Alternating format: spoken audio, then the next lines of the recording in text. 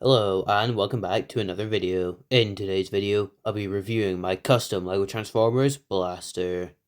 Now, if you've seen my previous video, you'll know this is pretty similar to Soundwave. However, obviously there are some big differences like the color scheme and the chest, and there are also some smaller differences that I'll show you later. So here he is in his military-styled alt mode. Now, this isn't based on any particular vehicle, more a general military-based land vehicle. And even though I don't think the colours work quite as well as Soundwave, I still think they look pretty cool here. Now you will notice at the back of the vehicle, I have removed the panel that was once there. This is because it tended to just be fiddly, and it would just get in the way whenever you tried to pick him up. So I think it's for the best that it's been removed, and the hollow gap doesn't really bother me much. There are some slight differences at the back section, but I'll go more into them in robot mode. As you can see, in the middle there was a little ladder, which was not on Soundwave, so that is obviously a new addition, but the front is completely the same. And even though the split grille is not very common, I do think it actually looks quite cool here, and it makes it slightly more unique from most military alt modes. So, for some comparisons now. And these comparisons will also show you that he is quite long in this vehicle mode. So here he is with a pretty average sized deluxe figure, Silver Streak, and they actually work quite well here, considering this would obviously be much larger than a car in real life. And at least in terms of the windshield size, it does work out pretty well, so you could definitely see them being in the same scale. Now bringing in a slightly older deluxe, but is much bigger, so here he is with Movie 1 Jazz.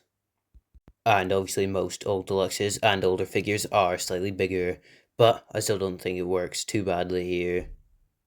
And considering Jazz is slightly bigger, that makes him around the size of one of the 8 wide Speed Champions cars, so in theory those should scale pretty nicely here.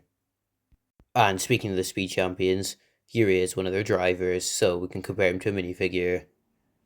And I will admit, compared to a minifigure, it does look slightly underscaled, but it is not too far off. Obviously the minifigure can't sit in him, but you could just chuck him into the hollow gap at the back if you really wanted. So I'd say that's enough for comparisons, and it's on to the transformation. However, I won't be covering the transformation as I've already done that in Soundwave's video, so if you really want to see the transformation for this guy, then you should go check out that video. But for this guy, I'm just going to transform him off camera, because he is slightly fiddly, and since I've already shown the transformation, I don't really feel like there's any reason to repeat it. So, here he is in his robot mode, and in my opinion, he's looking quite nice here.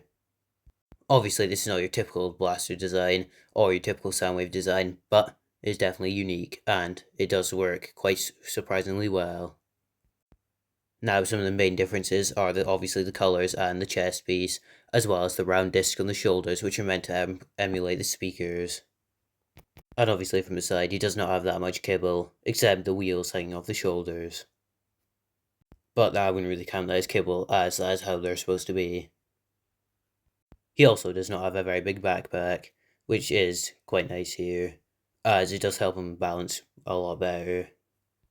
Another difference is the heels, as Soundwave's heels were quite long, and they didn't sit on the ground properly, so these ones being shorter are flat against the ground, and it works a lot better, and it definitely helps him stand up and get in more poses. And the articulation here is actually quite good, however, the only awkward bit is the arms going out to the side. As you can see, the hinge does leave a gap. I couldn't really find a way around this, and it still gives him all the range that he needs. It just looks slightly strange. The only other thing he's missing is a waist joint, but apart from that, it works quite well. And here is the chest, which in my opinion I've done a pretty good job of. And obviously there's a Creo Autoball logo here, for those who are wondering. And I have tried to emulate the strange shape of his chest, which is obviously different to Soundwave's. Unfortunately, chest on this guy does not open, but I don't really see much point in that, as it's not really a cassette player anymore, and I didn't make any minions for him anyway. The head here is more based on the G1 design rather than the Kingdom one. However, I did use a grey faceplate instead of the white one, as I think if I used a white one, it was just too much, and it didn't look quite right. And here are the previously mentioned circular pieces on the shoulders, which are a slight reference to the speakers, even though the speakers in his G1 design are on his legs. But I just wanted to somehow sneak a little reference there in any way. And this is changed from the Soundwave one, as he did not feature these pieces. The arms here are also slightly changed, as include that smooth tail, and there is a ladder piece on the bottom. But apart from that, they are quite similar to Soundwave's. And the feet are exactly the same, except the heels, like I mentioned earlier. And the piece just above the grill is slightly different as well, but apart from that, it's pretty much the same. But I don't really see a point in changing it if it worked well anyways. I'd also like to show off the wheels here, as that is something that I kind of missed out on in my Soundwave review. Now these are the 2 wide wheels, so they are slightly bigger than the ones on the shoulders. But they work quite well here, and I'm a fan of having so many wheels on a Transformers figure. And here are the shoulder wheels, which are the 1 wide ones. But they work quite well here, and the 2 wide ones would have looked slightly out of place, as the shoulders are further apart anyway in the vehicle mode, and I didn't want the wheels to stick out even further.